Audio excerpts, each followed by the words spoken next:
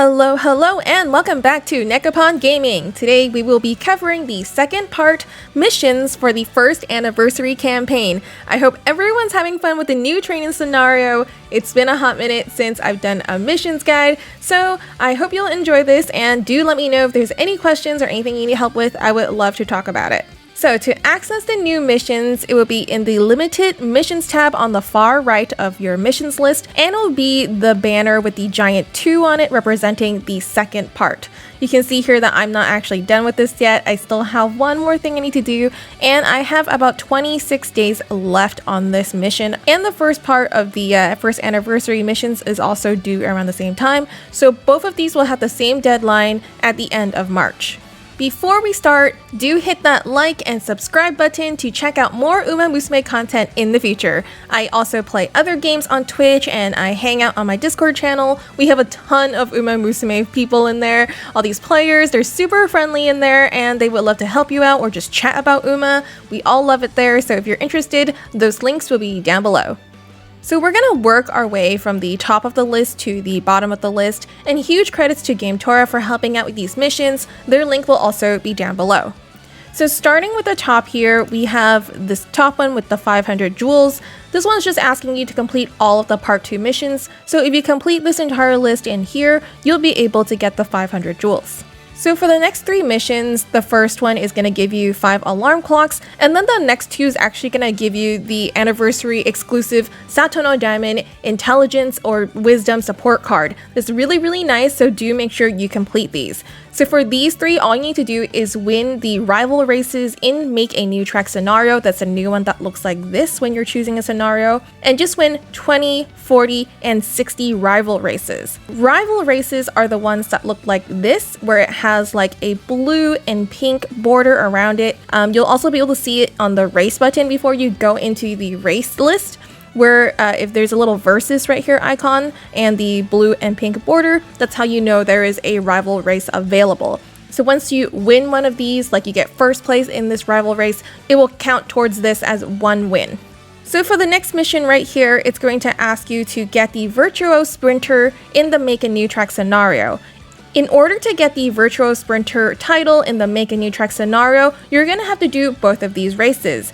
The first one you can race in year 3. This is the Takamatsunomiya Kinen, and this is available in late March. It is a short distance race. The other one is Sprinter Stakes, and this one's available in 2nd year or 3rd year, and it is in late September. This one is also a short distance race.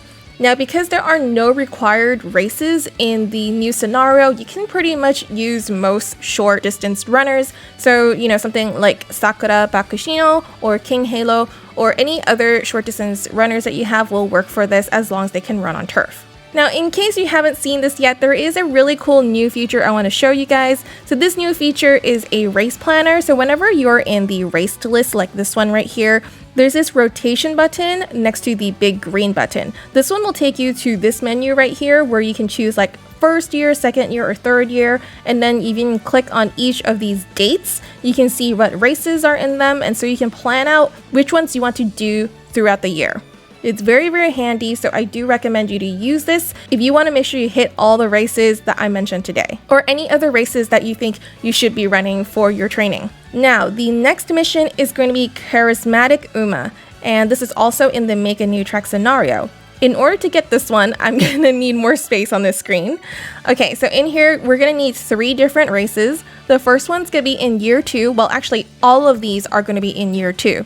So the first one is Satsuki Sho. This one's available in early April. This is a medium distance race. The other one that's also medium distance is Japan Derby. This one's available in late May. Like I mentioned before, you can just use any medium distance racers for this since there are no required races. The last race that you need for this title is Kika Sho, and this one's available in late October. This is a long distance race. So if you want to tackle all 3 of these at once, you can. There are a few Umas that can do both medium and long distance races. So just keep an eye out for those if you want to do all 3 of these at once. The next title it's going to ask you to get is going to be Dirt Rising Star, again in the Make a New Track scenario. Okay, to get the Dirt Rising Star in the Make a New Track scenario, you need to do 3 races in year 2. The first one's going to be Unicorn Stakes. It's available in late June. And then the other 2 is gonna, hit up your beach training. So this one is Leopard Stakes that is available in early August. Both of these are gonna be mile races. And then the last one is Japan Dirt Derby. This one's available in early July, and this one's a medium distance race. Again, you can just use any dirt racer that you're comfortable with to run these, as long as they can do mile or medium distance. Alcondra Pass is actually a pretty good choice for this, except that her dirt actually starts at B.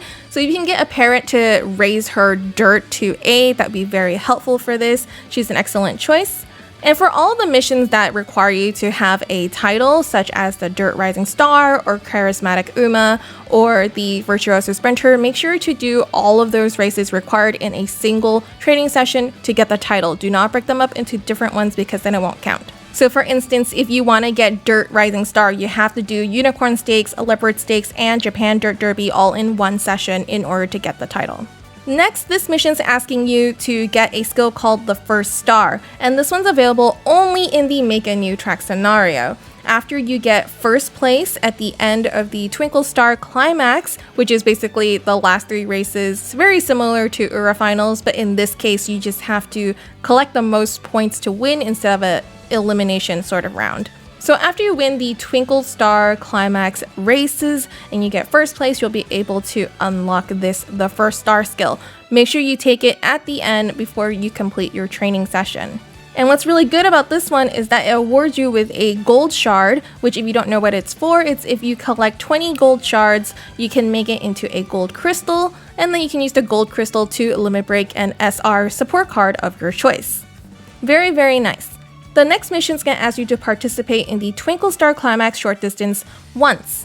To kind of determine which Twinkle Star Climax you'll be participating at the end of any training session, this is determined by which G races you ran during your training. So if you want to do the short distance one, for instance, make sure to do a lot of short distance G races. And then the next few ones are actually quite similar. So the first one is for miles, and then it's going to ask you to do one for medium distance, and then participate in the long distance one. And finally, the last one is to participate in a dirt one once. To get the third SSR support card of Satono Diamond, you're going to have to win the Twinkle Star Climax 3 times in Make a New Track. Now, if you're already doing the other missions, this will have no problem and you'll just tackle this anyway. And if you want to take a look at this over here, we actually have a rainbow shard that we can get. So for this rainbow shard, you just have to win the Twinkle Star Climax 5 times. And again, just like the gold shard, the rainbow shard is used for limit breaking after you collect 20 of them to make a crystal. This one will allow you to limit break a SSR support card. So definitely try to collect these as much as you can. Finally, after you've completed the entire list of missions, you'll be able to get the 500 jewels. Congratulations! Thanks again everyone for watching, and I hope you found this helpful. Please don't forget to subscribe to me for more Uma Musume content in the future, and join me on Twitch if you want to watch me play Uma Musume or Genshin Impact and some other games, along with maybe some art streams. Join my Discord if you want some Uma Musume friends to talk to, and links over all those things will be down below. And I'll see you all in the next one. Goodbye!